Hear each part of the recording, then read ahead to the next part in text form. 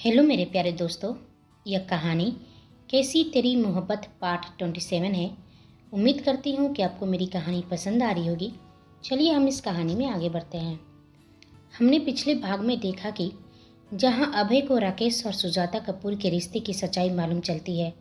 अभय पूछा, बताइए दादी, क्या सुजाता कपूर इंदौर लौटी थी? दादी धीरे से बोली, नहीं, मैं बच्चों को लेकर शहर आ गई थी, सुजाता के लौटने की उम्मीद में। हर सुबह दरवाजे की घंटी की ओर देखती थी, लेकिन वो कभी नहीं लौटी। दादी की आंखें छत की ओर उठती है, जैसे बरसों की उम्मीद वहीं अटक गई हो। एक दिन थक गई थी मैं, टूट गई थी। सुजाता को लेकर जो बातें फैल रही थी, वह किसी के साथ भाग गई है, उसका अफेयर था। ये बात रिश्तेदारों में आग की तरह फैल चुकी थी। अबे धीमे स्वर में पूछा, फिर आपने क्या किया? दादी गहरी सांस लेकर बोली, मैंने झूठ बोला, एक बहुत बड़ा झूठ। सबसे कहा कि राकेश ने आत्महत्या कर ली है, ताकि अंश और आध्या के दिल में अपने माता पिता के लिए कोई सवाल न उठे। यदि मैं बच्चों को बताती कि उसके पिताजी जिंदा है, तो जाहिर सी बात है कि दोनों बच्चे अपने पिता को ढूंढने जरूर निकलते। और सुजाता ने मुझसे कहा था कि मैं उसके बच्चों को उसके ही पिता से दूर रखूं, उसे छुपा कर रखूं। इसलिए मैंने एक ऐसा झूठ बोला ताकि सभी को विश्वास हो जाए। मैं इंदौर के ही पुलिस स्टेशन में झूठी एफआईआर लिखवाई, ताकि सभी को विश्वास हो जाए कि राकेश अब इस दुनिया में नहीं रहा। सौर्य की आंखें भरने लगती है। वो अभय की ओर देखता है। अभय के चेहरे पर गुस्से और दर्द का मिश्रण था। समय बीतता गया, बच्चे बड़े होते गए, पर मैं हर दिन एक ही डर में जीती रही, कहीं यह झूठ कभी टूट ना जाए। दादी की आंखों में अब आंसू बह रहे थे। वह कांपती आवाज में बोली, फिर एक ऐसा समय आया जब बच्चों को संभालना मुश्किल हो गया था। वह उम्र आ गई थी जब उन्हें एक परिवार की जरूरत थी। मैं उन्हें अपने बेटे और बहू के पास ले गई। अभय कठोरता से बोला, और वो लोग तो सिर्फ लालच में उन्हें अपनाए थे, है ना? हाँ, उन्होंने आध्या के नाम जमा पैसों के लिए उन्हें घर में रखा, और बदले में उनसे मैंने वादा लिया कि वो कभी अंश और आध्या को उनके असली माता पिता के बारे में नहीं बताएंगे। सुलेखा और ब्रजेश लालच में ही सही, लेकिन उन दोनों को अपने घर में रखा और कभी उन्हें सच नहीं बताया। कमरे में एक गहरा सन्नाटा था। कुछ पल के लिए हवा भी जैसे थम जाती है। उन दोनों को उतना ही सच मालूम था जितना उन दोनों ने सगे संबंधी से सुना था। बचपन से ही जो सुनते आए, उसकी वजह से दोनों बच्चे अपनी माँ से नफरत करने लगे थे और अपने पिता के मरने की वजह भी अपने माँ को मानने लगे थे। मैं चाहकर भी उन्हें सच नहीं बता सकती थी। मुझे खुद मालूम नहीं था कि सुजाता ने फोन पर ऐसा क्यों कहा और फिर वह कहाँ चली गई। बहुत दिन तक मुझे लगा कि जैसे राकेश सच बोल रहा हो, लेकिन मेरा दिल नहीं मानता था। इसलिए मैंने सब कुछ किस्मत और समय पर छोड़ दिया। अभय ने पूछा, तो फिर अब अंश कहाँ है? दादी धीरे धीरे बोलती है, जैसे यादें उनके सीने को फाड़ रही हो। अंश, वह जब 18 साल का हुआ तो अपने हक का सारा पैसा लेकर चला गया, एक बार भी मुड़कर नहीं देखा। अभय चुपचाप उन्हें सुनता रहा। उसकी उंगलियां एक दूसरे में भिंची हुई थी। हम उस वक्त पुणे में थे और उसने कहा कि अब उसका कोई रिश्ता नहीं है, ना मुझसे और ना ही आध्या से। बस एक बार आया था वो पुणे, बताया कि शादी कर ली है और फिर गायब हो गया। उसके बाद मेरे बेटे बहू ने आध्या के जमा पूंजी से मुंबई में अपने लिए छोटा सा घर खरीदा और फिर हम हमेशा के लिए यहीं शिफ्ट हो गए। मुंबई आने के बाद मैं बहुत डरने लगी थी, कहीं आध्या और राकेश का आमना सामना ना हो जाए, लेकिन इस बात से निश्चिंत थी कि वह दोनों एक दूसरे को पहचान नहीं पाएंगे। दादी की आंखें अब पूरी तरह से भीग चुकी थी। वह कांपते लहजे में बोली, मेरी बेटी आध्या, उसके जीवन में बचपन से ही बस दर्द, अकेलापन और तिरस्कार ही आया है। माँ चली गई, बाप की सच्चाई छुपा दी गई, भाई भी छोड़कर चला गया। अभय का चेहरा कड़ा हो रहा था। उसकी आंखें गीली थी पर उनमें तेज थी। मेरी बच्ची, हंसना तो जैसे कभी सीखा ही नहीं उसने। वह मुस्कुराती थी पर आंखों के पीछे हमेशा एक खालीपन था, एक अधूरी कहानी, एक टूटी आवाज, एक झूठी हिम्मत। दादी फुट फुट कर रो पड़ती है। सौर उन्हें संभालता है, लेकिन अभय को आध्या का सच जानकर उसे उसका दर्द का एहसास हो रहा था। आज दोनों का दर्द एक जैसा ही था। दोनों ने अपने बचपन में बहुत कुछ खोया था।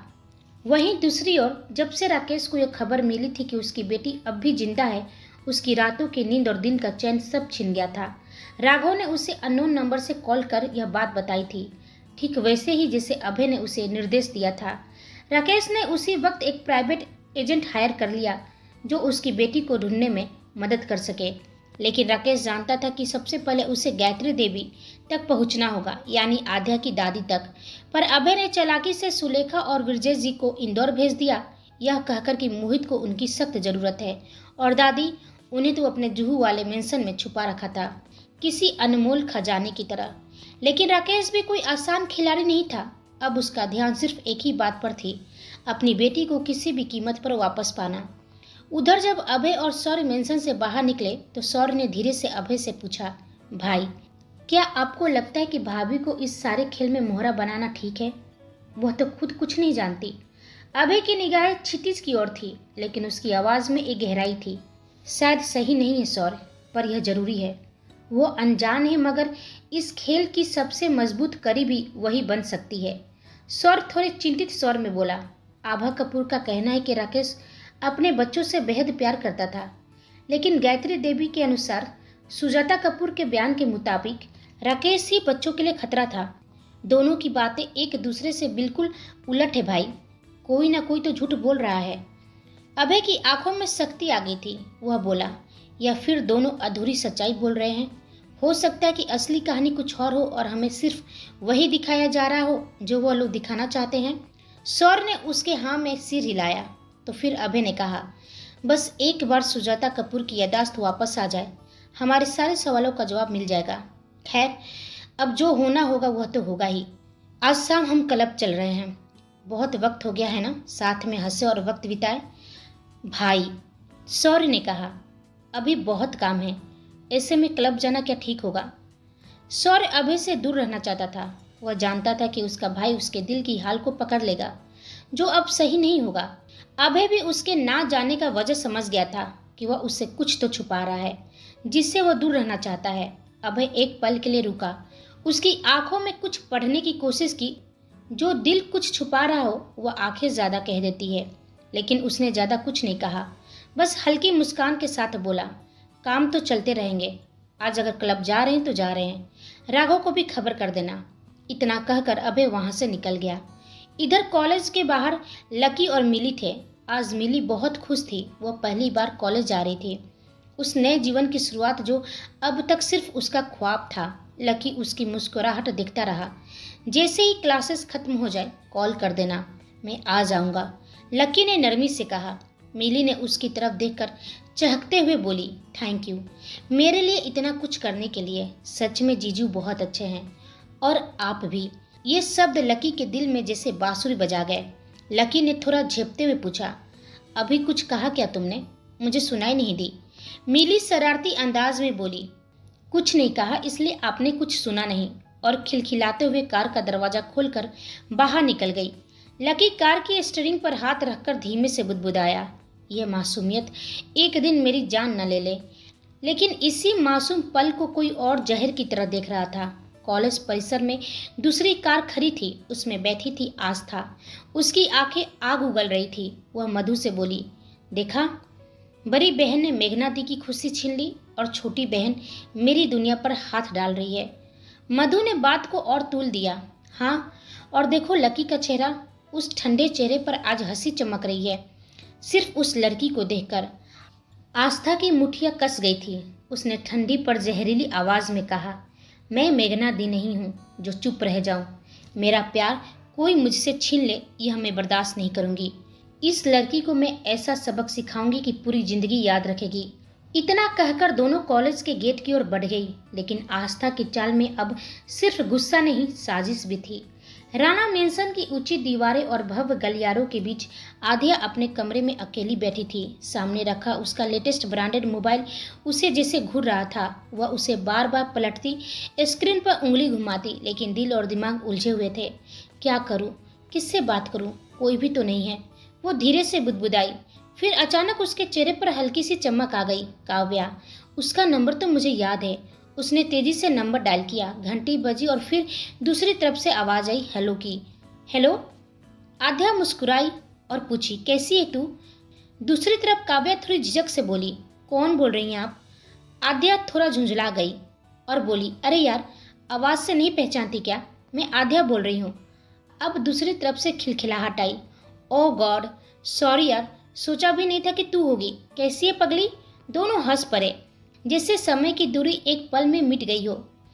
काव्या ने फिर चहकते हुए कहा, तेरा ससुराल वाले हमेशा न्यूज़ में बने रहते हैं और तू भी अब सेलिब्रिटी बन गई है। खैर छोड़, अब तो तेरी लाइफ मस्त चल रही है। देख, आरती और नीलू भी तुझसे मिलना चाहते हैं। चल ना अपने पुराने अड्डे पर, वही कॉफ़ी हाउस। आध्या मुस्कुराई और बोली, कोशिश करूंगी, पर अभी पक्का नहीं कह सकती हूँ। कुछ देर दोनों पुराने किस्से और हंसी ठिठोली में उलझी रही। फिर कॉल कट गया। उसकी मुस्कुराहट अब हल्की उदासी में बदल चुकी थी। जाऊं कैसे? मिस्टर हस्बैंड से पूछना तो पड़ेगा, उसने अपने आप से कहा, पर उनका नंबर भी नहीं है मेरे पास। किसी से पूछूं तो सब मुझसे ही सवाल से घुरेंगे। वो थोड़ी देर चुप रही, फिर मन ही मन में ठान लिया, एक काम करती हूँ, सासू माँ से ही पूछ लेती हूँ। उसने अपना दुपट्टा ठीक किया और दरवाजे की ओर बढ़ गई। हर कदम के साथ उसके दिल में हल्की सी धड़कन थी। क्या वो हाँ कहेंगी? आध्या अपने कमरे से बाहर निकल आई थी। वह नीचे आई और सबसे पहले किचन की ओर बढ़ी। किचन एकदम शांत था, ना कोई खटर पटर, ना कोई महक। शायद आज अनुराधा जी ने बाहर का प्लान टाल दिया था, उसने सोचा। आध्या फिर धीरे धीरे उनके कमरे की ओर बढ़ी। दरवाजा खुला था। अंदर झांका तो देखा अनुराधा जी सजावट में लगी थी। कुछ पुरानी चीजें हटाई जा रही थी और कुछ नए सजावटी सामान बिस्तर पर फैले हुए थे। जैसे ही उन्होंने आध्या को देखा, एक मधुर मुस्कान चेहरे पर आ गई। बेटा आध्या, आओ अंदर, दरवाजे पर क्यों खड़ी हो? आध्या थोड़ी संकोच में थी, फिर भी अंदर आई। उनका कमरा बड़ा, सुसज्जित और शांति से भरा हुआ था। ऐसा लग रहा था जैसे यह कमरा सिर्फ चीजों से नहीं, यादों से भी भरा हुआ है। आप कुछ कर रही थी? आध्या ने धीरे से पूछा। हाँ बेटा, आज बाहर नहीं जाना था तो सोचा थोड़ा काम नया कर दूं। कुछ पुरानी चीजों को हटाकर नई सजावट की तैयारी है, मदद करोगी? आध्या मुस्कुराई। क्यों नहीं, मुझे अच्छा लगेगा। दोनों साथ लग गई, कभी पर्दे ठीक करती तो कभी कुशन के कवर बदलते। इसी बीच एक अलमारी के दरवाजे में रखा एक पुराना एल्बम आध्या के हाथ में आ गया। आंटी, ये एल्बम? उसने पूछा। अनुराधा जी पलटी। उनकी आंखों में एक पल के लिए कुछ ठिठक गया, फिर थोड़ी कठोरता से लेकिन भावनात्मक स्वर में बोली, अभी भी मुझे आंटी कहती हो? अगर मैं टोकती नहीं तो? बेटा, मैं तुम्हारी माँ जैसी हूँ, चाहे माँ कहो, मम्मा कहो या मॉम, पर आंटी नहीं। आद्या थोड़ी सकपकाई, फिर तुरंत बोली, सॉरी माँ, मैं सच में दिल से आपको माँ ही मानती हूँ। अनुराधा जी की आंखों में चमक आ गई। उन्होंने आद्या का हाथ पकड़ा और उसे बेड पर बैठाते हुए बोली, चलो आज कुछ यादें भी साझा हो जाए। दोनों ने एल्बम खोला। कमरे में शांति थी, बस एल्बम की पन्ने की पलटने की आवाज थी। आध्या एक एक तस्वीर को जैसे आंखों से पी रही थी। बचपन की यादें, मुस्कुराते चेहरे, एक परिवार जो प्यार से भरा लगता था। हर तस्वीर में भावनाओं की लहर थी, लेकिन एक बात बार बार उसकी नजरों के सामने आकर ठहर जाती, मिस्टर हस्बैंड कहाँ हैं? हर पन्ना पलटने के बाद भी वो चेहरा नहीं आया जिसे वो पहचानने लगी थी। वो ठिठकी और धीरे से पूछी, माँ, इसमें अभय जी की कोई भी तस्वीर क्यों नहीं है? उनका बचपन कहाँ है? ये पूछना था कि अनुराधा जी का चेहरा जैसे पल भर में सून पड़ गया हो। उनके होठों की मुस्कुराहट जैसे थम गई हो। हाथों में पकड़ा एल्बम धीरे धीरे बंद करने लगी। बेटा, आज के लिए इतना काफ़ी है। उनकी आवाज़ पहले जैसी सहज नहीं थी। मुझे कुछ काम याद आ गया है, बहुत ज़रूरी है। उन्होंने बिना नज़रें मिलाए एल्बम उठाया और उसे जल्दी से अलमारी में रखा और कमरे से बाहर निकल गई। आध्या वहीं बैठी रह गई, सवालों से भरी आंखें और भारी दिल के साथ। वो अपने कमरे में लौटी। कमरे की खिड़की से आती हल्की सी हवा भी अब उसके दिल की उलझनों को सुलझा नहीं पा रही थी। कितना अजीब है ना, वो खुद से बोली। राणा मेंशन में हर किसी की बचपन की तस्वीर है, सिर्फ मिस्टर हस्बैंड की नहीं। क्यों? उनके कमरे में भी जो फैमिली फोटो थी उसमें बाकी सभी थे, वो नहीं थे। वो पल भर रुकी, फिर सोचने लगी, क्या ये मुमकिन है? उसका मन बेचैन हो उठा। और माँ, उन्होंने जवाब देने की वजह टाल दिया, जैसे कुछ छुपा रही हो। वो धीरे धीरे खुद में बड़बड़ाने लगी, कैसा अजीब परिवार है, सब जैसे एक दूसरे से कुछ न कुछ छुपा रहे हैं। मिस्टर हस्बैंड भी तो खुलकर किसी से बात नहीं करते, सख्त खामोश, लेकिन उनके भीतर कुछ तो ऐसा है जो मैं पढ़ नहीं पाती हूँ। फिर अचानक वो रुक गई, जैसे कुछ याद आ गया हो। उफ, मैं भी कितनी पागल हूँ। मैं तो मिलने की बात पूछने गई थी और खुद ही उलझ कर रह गई। अब मिलने जाने का तो सवाल ही नहीं उठता। उसने फटाफट फ़ोन उठाया और काव्या को एक छोटा सा मैसेज टाइप कर दिया, सॉरी काव्या, आज नहीं आ पाऊंगी, फिर जल्दी मिलते हैं, टेक केयर। वहीं दूसरी ओर रात का समय राघव, लकी, सौर और अभय क्लब में एक कोने में बैठे थे। चारों के सामने ड्रिंक्स रखी हुई थी, लेकिन अभय ने अभी तक अपने गिलास को होठों तक नहीं लगाया था। उसका मन आज पीने का नहीं था। लकी भी शांत बैठा था, लेकिन राघव वह एक के बाद एक पैग चढ़ाए जा रहा था और उसके साथ ही सौर भी धीरे धीरे बहकने लगा था। सौर थोड़ा लड़खड़ाती आवाज में बोला, भाई, यू आर दी लकीएस्ट। आपको वह मिली जिससे आप चाहते हैं, जिससे आप प्यार करते हैं। हम सबको नसीब नहीं होती ऐसी मोहब्बत। अभय का हाथ रुक गया था। उसकी नज़र सौर के चेहरे पर टिक गई। सौर की आंखों में कुछ ऐसा था जिसे अभय पढ़ना चाहता था। राघव ने तुरंत बात संभालने की कोशिश की। वो हंसते हुए मगर गंभीरता छुपाते हुए बोला, अरे छोड़ो भाई, सौर तो आज पूरे नशे में है, इसकी बातों को सीरियस मत लेना। लेकिन सौर कहाँ रुकने वाला था। वह उठकर सीधा अभय के पास आया और झुककर उसके कंधे पर सिर रख दिया। सौर की आवाज़ भींगी हुई थी, उसकी आंखें नम थी। आज मैं कहूँगा, भाई को सब पता होना चाहिए मेरी फीलिंग्स के बारे में। आप मेरी इंस्पिरेशन हो भाई। जो आप चाहते थे वही मैंने भी चाहा। मैंने भी उसे चाहा, लेकिन आपकी खुशी के लिए मैंने उसे अपनी मोहब्बत कहना छोड़ दिया। लास्ट शब्द उसके गले में ही अटक गए। उसकी आंखें धीरे धीरे बंद होने लगी थी। नशा हावी हो चुका था। कुछ ही पल में वो सो गया, बिल्कुल एक मासूम बच्चे की तरह। अभय बस उसे देखता रहा। उसकी आंखें पल भर के लिए भी नहीं झपकी थी। फिर उसके होठों पर एक हल्की सी मुस्कान उभरी, जैसे कि वो समझ गया था कि सौर कहना क्या चाहता था। राघव और सौर दोनों पूरी तरह से नशे में थे। लकी और अभय ने उन्हें कार की पिछली सीट पर संभाल कर बैठाया और धीरे धीरे कार राणा मेंशन की ओर निकल पड़ी। पूरे रास्ते अभय एकदम खामोश था। उसका चेहरा शांत था, पर वह शांति तूफान से पहले की शांति थी। लकी ने ड्राइविंग करते हुए साइड मिरर से उसकी आंखों में झांका और पूछा, क्या बात है बॉस, आप कुछ टेंशन में लग रहे हो। अभय की निगाह खिड़की से बाहर झांक रही थी। वो हल्के स्वर में कहा, कुछ नहीं, बस बहुत थक गया हूँ। लकी ने कुछ पल के लिए कोई सवाल नहीं किया। उसने समझ लिया था कि वह रात सिर्फ नशे की नहीं, रिश्तों की भारीपन की भी थी। इधर राणा मेंशन में कार एंटर कर जाती है। राघव और सौर्य को उनके कमरे में पहुंचाकर अभय वापस अपने कमरे में आया। घड़ी ने रात के 11 बजा दिए थे। दरवाजा वो धीरे से खोला। कमरे में अंधेरा था, बस खिड़की से आती चांदनी की रोशनी थी जो आध्या के चेहरे पर पड़ रही थी। वो अपने बिस्तर पर सिमटी हुई थी, एक मासूम सी लकीर सी नींद में भी उलझी हुई थी। अभय चुपचाप कंबल निकाला, धीरे से उसके ऊपर उठाया। कुछ पल वह उसे देखता रहा, फिर बैल्कनी में चला गया। जेब से सिगरेट निकाली और धुएं के साथ अपने भीतर की घुटन बाहर उड़ाने लगा।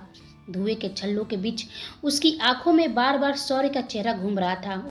वह आंखें जो कभी सौर्य के लिए उसकी प्रेरणा थी, आज उसे कसूरवार बना रही थी। आधी रात का वक्त हो गया था। कमरे में चांदनी की हल्की सी परछाई बिखरी थी और मौसम भी अचानक करवटें बदल रही थी। उसी के बीच आध्या की नींद टूटी। वो धीमे से उठी। पलकों के किनारे अब भी नींद की लकीरें थी, लेकिन उसका दिल बेचैन था। उसने देखा अभय बालकनी में खड़ा था, हाथ में सिगरेट लिए, आंखें कहीं बहुत दूर टिकी हुई थी, जैसे कुछ तलाश रही हो या कुछ खोया हुआ ढूंढ रही हो। आध्या धीरे से उठती और चुपचाप उसके पास जाकर खड़ी हो गई। अभय चौंका, जैसे अपने ख्यालों से बाहर आया हो। जल्दी से सिगरेट पैरों के नीचे मसल दी और कहा, सॉरी, तुम्हें डिस्टर्ब कर दिया, जाओ सो जाओ। आध्या की आंखें थोड़ी झुकी थी, लेकिन आवाज़ में अपनापन था। आप कब आए और आपने मुझे उठाया क्यों नहीं? मैं आपके लिए खाना लगा देती हूँ। नहीं, भूख नहीं है, थोड़ा बाहर खा लिया था। कहते कहते वह वॉशरूम की तरफ बढ़ने लगा। जैसे ही कुछ याद आया तो वह ठिठक कर सर्द आवाज़ में बोला, क्या तुमने खाना खाया? आध्या ने धीरे से कहा, नहीं, मैं आपका ही इंतज़ार कर रही थी ताकि साथ में खा सके। अभय की आंखों में चुभन से उतर आई। साथ में खाना? कभी हमने साथ में खाना खाया है? क्यों कर रही थी मेरा इंतज़ार? मत किया करो, एक दिन थक जाओगी, क्योंकि ना मेरे आने का वक्त तय है और ना जाने का, और ना ही वह मैं इंसान हूँ जिससे किसी को उम्मीद होनी चाहिए। अभय की बातों में करवाहट नहीं थी, बस एक टूटन थी, एक आदत अकेले रहने की। आध्या की आंखों में आंसू भर आए थे। क्यों करते हैं आप ये सब? क्या ऐसा हुआ जिसने आपको इतना सख्त बना दिया? क्या हम एक नॉर्मल जिंदगी नहीं जी सकते? क्या हम एक पति पत्नी की तरह?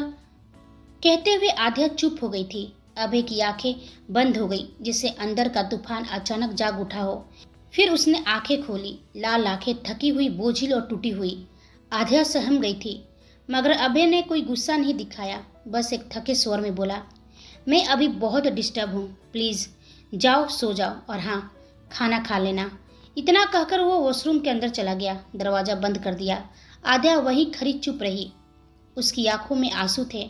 क्यों आप ऐसे हैं? जब भी मुझे लगता है कि मैं आपको समझने लगी हूँ, आप मुझे गलत साबित कर देते हैं। क्या आप मुझसे प्यार नहीं कर सकते?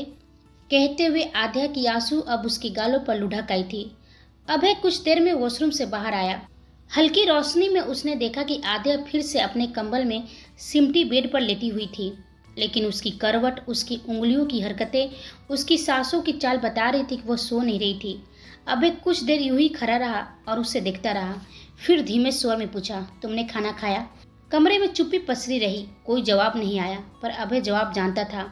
वो थोड़ी देर तक यूं ही खड़ा रहा, फिर वो अपने मन में सोचते हुए बोला, यह लड़की भी ना हद करती है, हर बात को दिल पर क्यों लेती है। अभय के चेहरे पर एक शरारती सी डेविल स्माइल उभर आती है। वो धीरे धीरे उसके पास आता है और झुककर उसे अपनी गोद में उठा लेता है। आध्या अपनी आंखें खोलते हुए चौंक कर पूछी, ये आप क्या कर रहे हैं? आपने मुझे गोद में क्यों उठाया मिस्टर हस्बैंड? अभय थोड़ा मासूम बनते हुए और मुस्कुराकर कहा, तो तुम जाग रही हो, मुझे लगा कि तुम सो गई हो, इसलिए सोचा बाथ टब में डाल दूं, नींद अपने आप खुल जाएगी। आध्या अपने मन में बड़बड़ाते हुए, खरूस कहीं का, प्यार से मनाना भी नहीं आता, जब देखो जबरदस्ती ही करते हैं। अभय भी मुस्कुराते हुए तिरछी नज़र से देखता है और कहता है, मुझे जबरदस्ती ही करने आता है। अब बताओ खाना क्यों नहीं खाया?